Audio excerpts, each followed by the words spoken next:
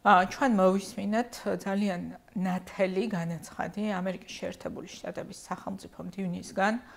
რომელმაც ფაქტიურად დაადასტურა, რომ დღეს ამერიკის ადმინისტრაციას მიაჩნია, რომ ბიძინა ივანიშვილის მთავრობა ეს არის ანტიამერიკული რეჟიმი, რომელიც ეწინააღმდეგება ამერიკის ინტერესებს. ეს არის ძალიან საგანგაშო, იმიტომ რომ საქართველოს მოქალაქეების დიდმა უმრავლესობამ, მათ შორის ქართული ოცნების მხარდამჭერებმაც იციან, რომ ჩვენი დამოუკიდებლობის მანძილზე ამერიკის შეერთებული შტატების მხარდაჭერა იყო გადამწყვეტი ამ სახელმწიფოსთვის და ჩვენ დღეს ამ მხარდაჭერას კარგავთ სწორედ იმიტომ, რომ ანტიამერიკული ხელისუფლება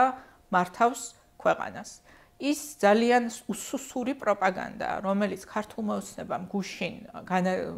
გამოიყენა, როდესაც თქვა, რომ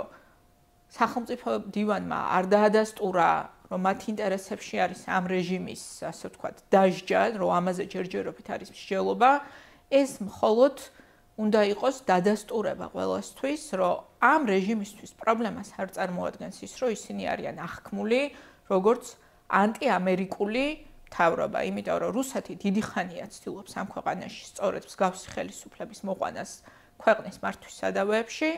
და დღეს, როდესაც რუსეთიდან მართული პოლიტიკური ძალა ფლობს პოლიტიკურ ძალაუფლებას, რა თქმა უნდა, ისინი სიხარულით ადასტურებენ, რომ წარმოადგენენ ანტიამერიკულ ხელისუფლებას ჩვენს ქვეყანაში და ეს არის ძალიან დიდი გამოწვევა საქართველოს ყველა მოქალაქისთვის.